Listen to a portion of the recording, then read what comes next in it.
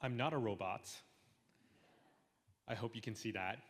If I am, I'm a very, very poorly built robot.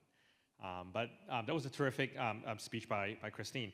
But first, I want to thank the IGE for inviting me to speak on behalf of Circle.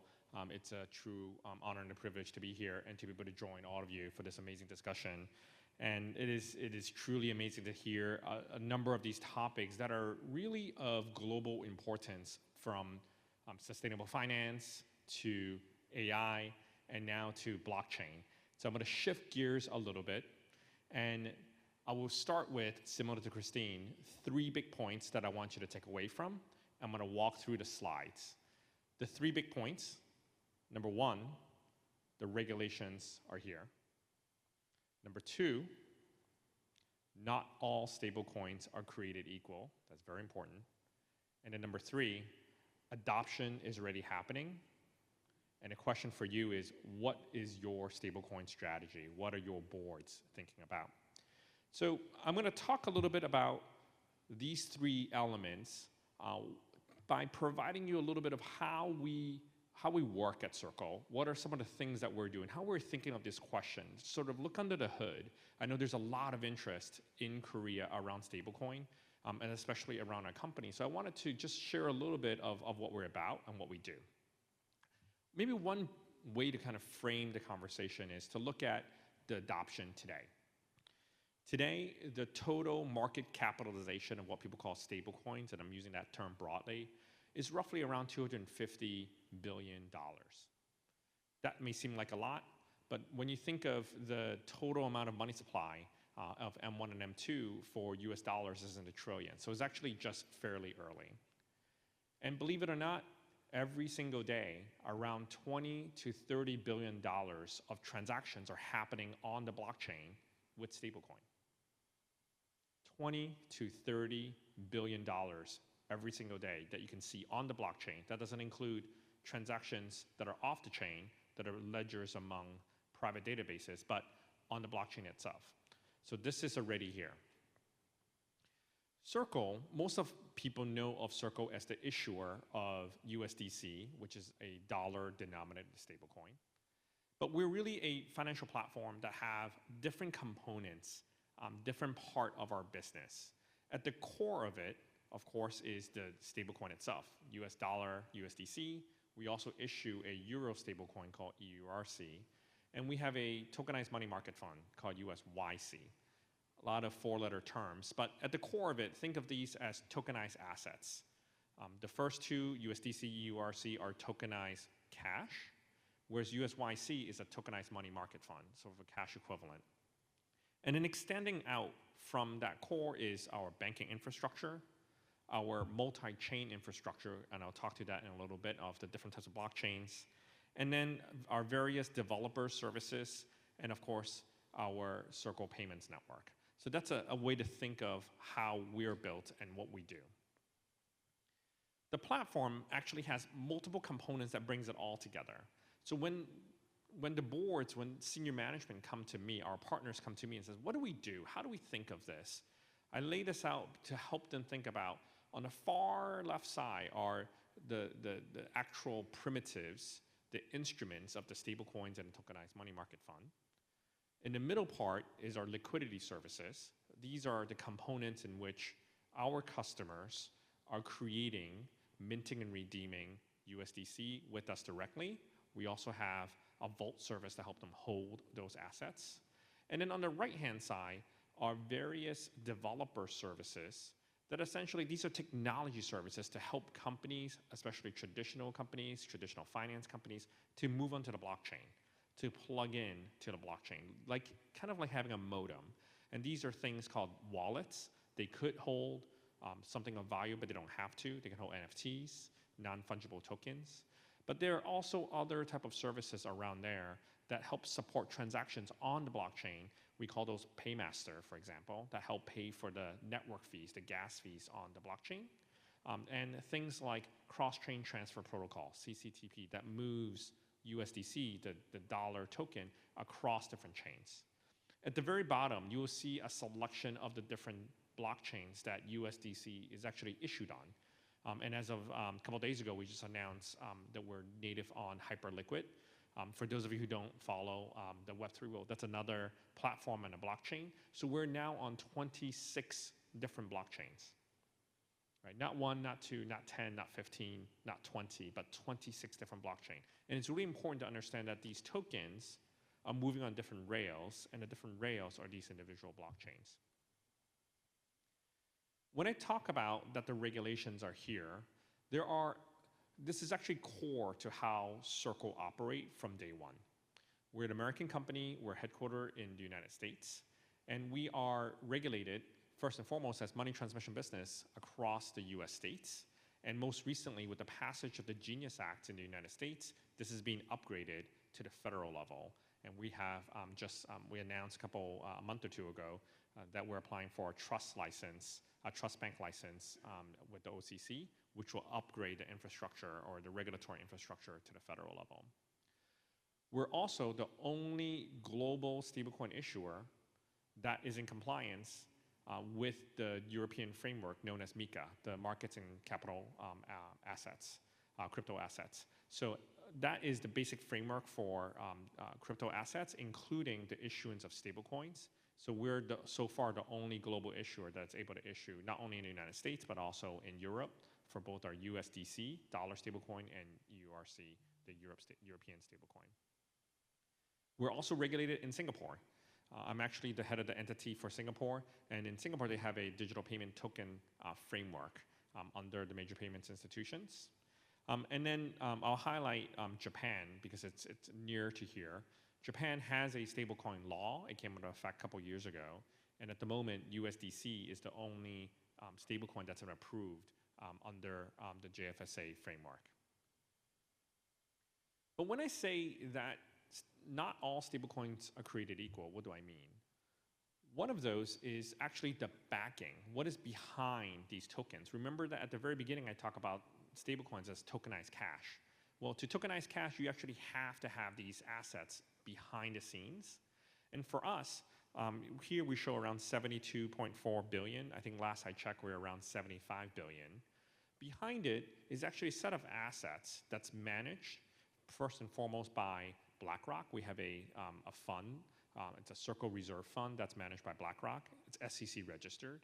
That fund holds treasury bills that are 3 months or less, or tri-party repos.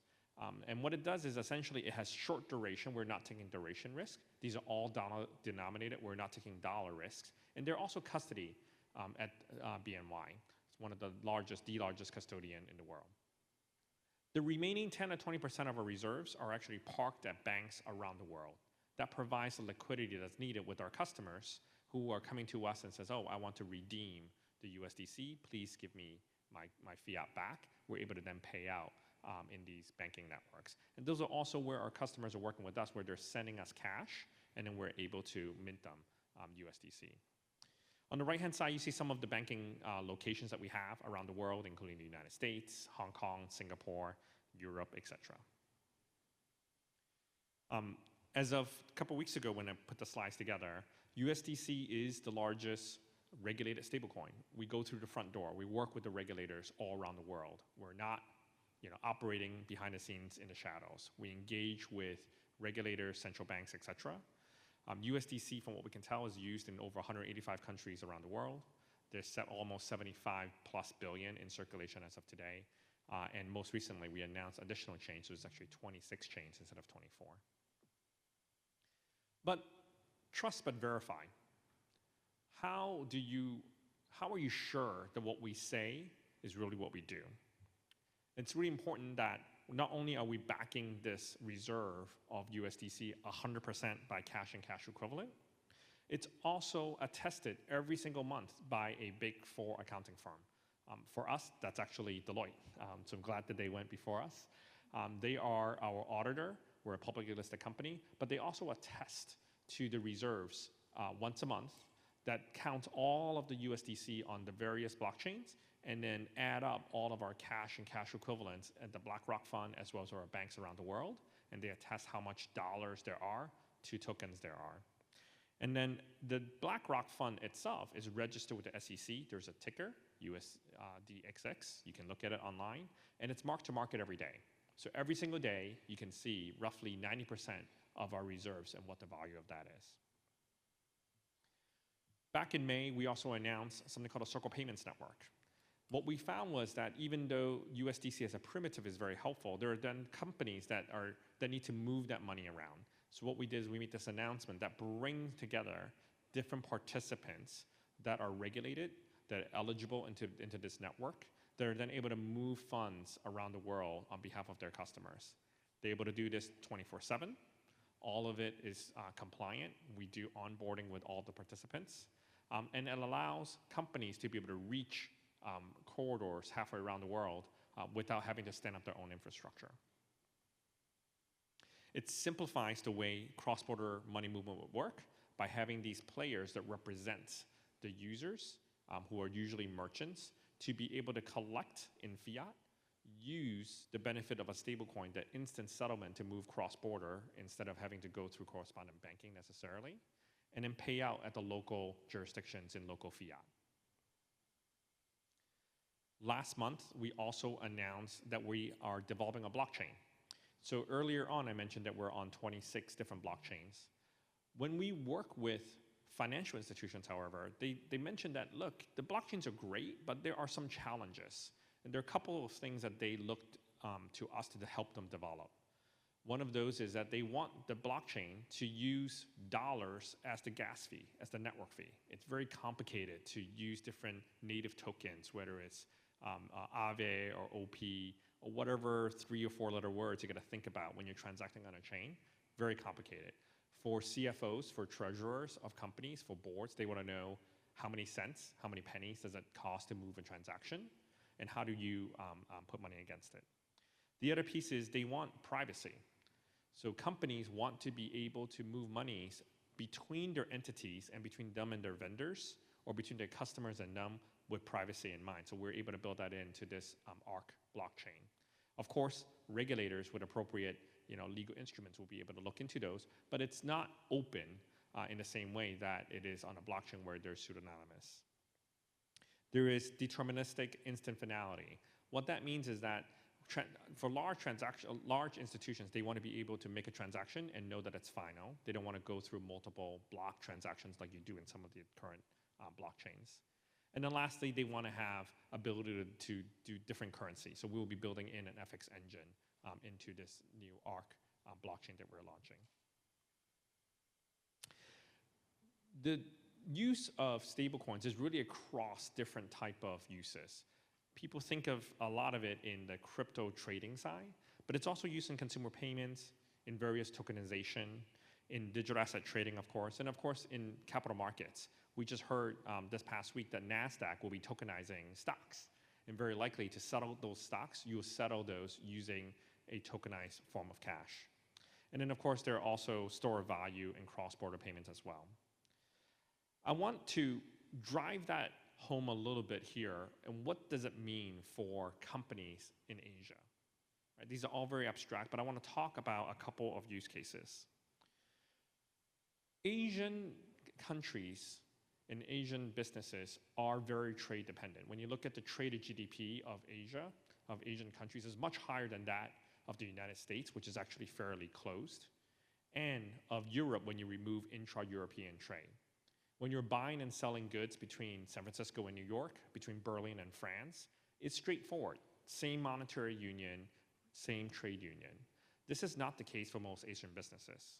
So one of the things that can help businesses here is to help them actually repatriate that revenue faster. Instead of working through various correspondent banks, they're able to use dollar stablecoins to bring that money back, and instead of having to work around the banking hours.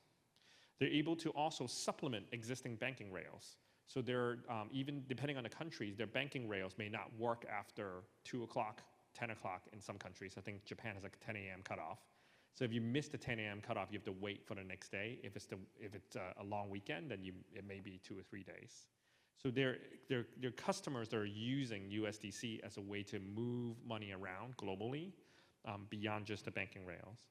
Then there are companies that are using it for their own treasury management, the ability to move funds within their entities, whether it's in New York, London, Hong Kong, Singapore, so wherever it may be. There are companies that are using stablecoins as a way to lower spending for their customers or their tourists coming into the country. So instead of having the tourists come in, exchange a lot of funds locally, spend it, and then have funds that are unused, they're able to transact with stablecoin coming in and spend what they need, convert those to local currency as needed, and then when they leave, they do not need to reconvert the money back to their local home currency. It also allows them to potentially, especially for merchants, work around the card networks instead of having to pay a very high MDR or merchant discount rate fee. And then lastly, there is interoperability that we're thinking through, where we believe that there should be stable coins in different currencies around the world. Some of those are going to be issued by Circle, but many of those are actually not going to be issued by Circle. There are going to be local companies that do that very well, and we need to think about how to interoperate these stable coins in different currencies across different blockchains, and we're working with some businesses to do that. This is the last slide, and one thing to think about is that we're at the cusp of significant change in the financial system. Think of what the internet has done to messaging, to media, to videos, to shopping. It's really transformed all of these different industries in an amazing amount of time. One industry where that hasn't happened yet has been in finance, but with the blockchain, with open databases, with open compute, this is all going to shift. And we're at the beginning of that transition. We call that on-chain financial system. Much of that is going to move onto the blockchain. And I think as Christine mentioned a little earlier, everything is agentic. Think of a world where different AI agents are negotiating with each other. They're going to enter into a contract, very likely a smart contract, and they're going to have to move value between themselves. It is unlikely for the AI to send an email to a person to then confirm a transaction. Very likely these AI agents with the right parameters will say, I want to do this transaction, please pay me X amount by this time. And then this will happen on the blockchain itself. So this change is coming. It's going to bring together the AI piece, the finance piece, the technology piece. And I look forward to working with all of you to make that happen. Thank you. 네, 이렇게 해서